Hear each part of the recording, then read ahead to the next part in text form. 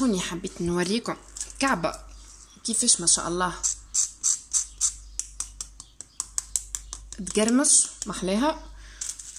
شوفوا الانتريور متاعها كيفاش. كان عجبتكم الوصفة جربوها. السلام عليكم ورحمة الله وبركاته. اليوم باش نحضروا مع بعضنا زوز وصفات خفلف يحضروا، ما يطلبوش يعني برشا وقت وبرشا مكونات، اللي هما البريك في الفور، هذا البريك متاعنا، وزيدا سلطة أم كحورية ولا زيدا فما شكون يسميها الترشي. مش نعطيكم كل معناها ليزاستوس باش تجيكم الوصفة ناجحة وتجي بنينة. بالنسبة للمكونات أنا خذيت هوني كيلو متاع سناريا. أنا بالنسبة لي كمية السناريا نعمل ربع متاعها بطاطا باش ما تجيش الترشي ولا سلطة أم كحورية متاعنا نوعا ما حلوة برشا، خاطر السناريا يعني تعتبر نوع من الخضرة اللي حلوة شوية. خذيت كيلو سناريا، 250 غرام متاع بطاطا، بصلة متوسطة يعني مقصة ليه جويدة برشا ليه خشينة. خذيت تقريبا 6 ولا 7 فصوص متاع ثوم كيما هما. خذيت كمية متاع تابل، انا الحقيقة ما كانش عندي الفرشك، استعملت معناها كمية مكنجلة. به عندي هوني مغرفة صغيرة مليانة متاع ملح، شطر مغرفة صغيرة متاع هروس، وشطر مغرفة صغيرة متاع الهريسة العربي يعني الهريسة هذيك الحمراء المفورة. به ومغرفة صغيرة تابل وكروية، شطر مغرفة قهوة فلفل أكحل، وكمية متاع زيت زيتونة للتفويح. وهذيك اللي مش نهرس بها السناريا والخضرة متاعي بعد ما تطيب. أنا الحقيقة ما نحبذش استعمال البراميكسور والميكسور بلونجون في الرحيان، يا نرفسو بالفرشيطة وإلا بالأداة هذيك اللي على يميني. به طريقة التحضير هوني سهلة برشا. مش نحط المكونات متاعي يطيبوا في الكوكوت، مش نغمهم بالماء يغلي لشطر كمية الخضرة. حطيت السناريا، البطاطا، البصل، الثوم، التابل، ومش نسكر عليهم 15 دقيقة. به هوني بعد مرور 15 دقيقة يعني نحسبوا 15 دقيقة بعد ما نسمعوا حس الصفارة، هوني فضلت كمية صغيرة متاع الماء مش نشفوها. مش نرجع يعني الكوكوت متاعي على الغاز ما غير خطاب بيان سور، لين هوني شوفوا بقات ممكن مغرفة ماكلة متاع ماء. به هوني مش نحي كمية التابل هذيك نطيشها، ومش نرفز الخضرة متاعي بعد ما نفوحها. مش نحط هذيك الكمية متاع الهريسة والهروس، راهو هوني كيما تجمو تكثروا. اذا كانت تحبوا يجي موزوز وحر كيما تجمو تلغيو الزوز مكونات هذوما، ما تحطوهمش جملة. انا هوني ما نحطش زاده كمية كبيرة متاع زيت زيتونة، نحب سلطة ام كحورية تجي خفيفة، ومش نرفسها بالأداة هذيك.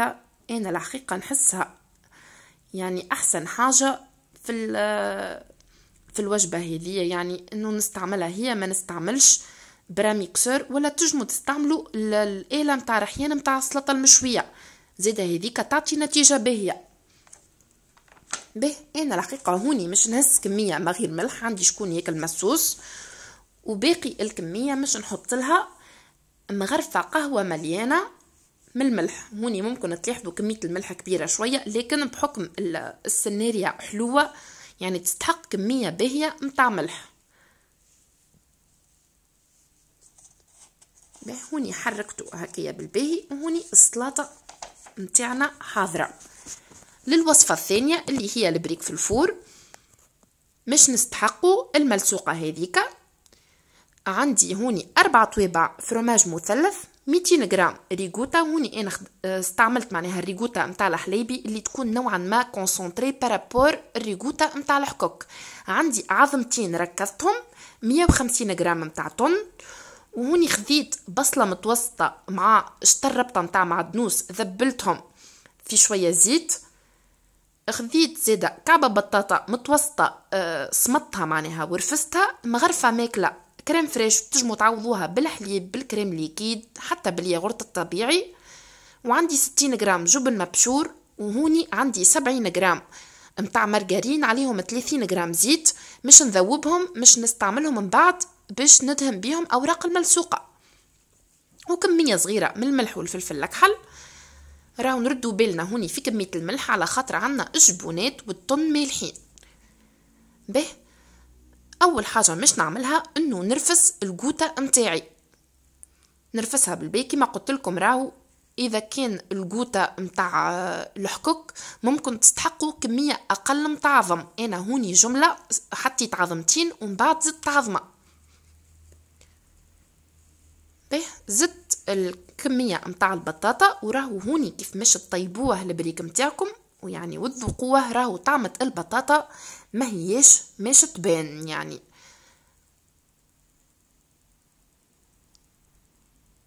به هوني حطيت الأربع كعبات متاع الفرماج تريانجل، الفرماج الرابي، وراهو قد ما تزيدوا في الفرماجات قد ما تجي معناها يجي البريك متاعكم بنين.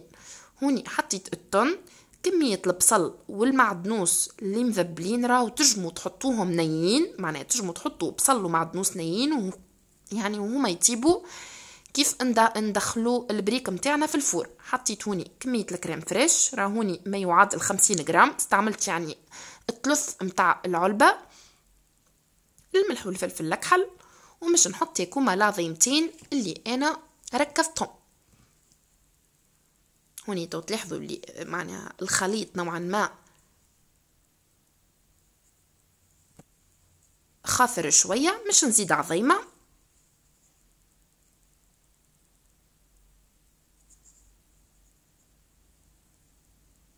إذا كان تحبوا تكثروا في الكمية تجموا تزيدوا في الكمية متاع العظم. حبيت نقولكم هوني إنه التون يعني نجمو نعوضوه بشفريت سوتي، نجمو نعوضوه باللحم مفروم بقري يعني سوتي في شوية هكايا بصل وثوم، نجمو معناها نعملوا نفس المكونات دو باز، لكن التون نعوضوه باي لحم متاع دجاج ولا لحم مفروم متاع بقري. هوني عملت نفس الخطوات متاع البطاطا والقوطه والبصل والمعدنوس المذبلين، لكن عوضته بصدر متاع دجاج مقلي وفرماجات مسوسين، يعني مش نعمل زوز انواع متاع خليط. هذوما اوراق الملسوقه بعد ما سلكتهم من بعضهم، وذوبت كمية المرجرين مع كمية الزيت. أنا حطيت 70 جرام مرجرين و30 جرام زيت، ذوبتهم في الميكرووند ومش ندهن بيهم الكعيبات متاع الملسوقة. هوني خذيت الطبق متاع الفور، مانيش مش نمسخ بقى يعني بلاتو ولا حاجة أخرى، ديريكتومون على الطبق حطيت في وسطو بابي كويسون، ندهنو هكايا بالفرشات متاعنا، نحطوا كمية من الخليط. شفتوا هوني راهو الخليط عاقد نوعا ما، تحبوا تزيدوا عظيمة أخرى تجموا. شوفوا أنا هوني كيفاش نلف فيهم، من المستحسن تلفوهم على جناب على شكل معناها دي سيجار باش الحشو كي يطيب في الفور، خاطر هذيك العظم اللي حطيناه مش ينفش باش ما يخرجش على جناب ويتحرق. أنا هوني مش نعمل معاكم الكعيبة الثانية ومش نكمل باقي الكمية بنفس الطريقة. راهو في الحشو تجموا تحطوا البصل والمعدنوس نيين ما غير ما تذبلوهم، وهما يعني كيف يدخلوا للفور هذيك البصل والمعدنوس نوعا ما يذبل. هوني طريقة اللفان، أنا اخترت الشكل هذايا اللي هو على شكل دي سيجار، تجموا حتى تعملوهم يعني سو فورم دو ميني، يعني تعملوهم مثلا شكل الصمصة ولا شكل مربعات ولا كيما تحبوا. هذوما الكعيبات متاعنا،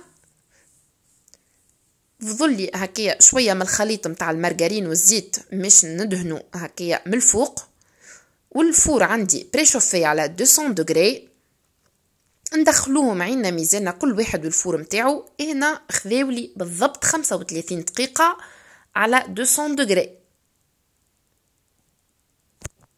هذايا البريك متاعنا حاضر، هذايا دوب ما خرجته من الفور، صدقوني ريحته فايحة في الدار كاملة. وهذه كانت وصفتنا لليوم، هذه البريك اللي في الفور ومعه سلطة أم كحورية.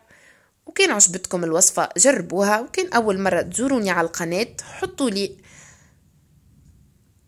جيم وكومنتير وعملوا لي سابوني.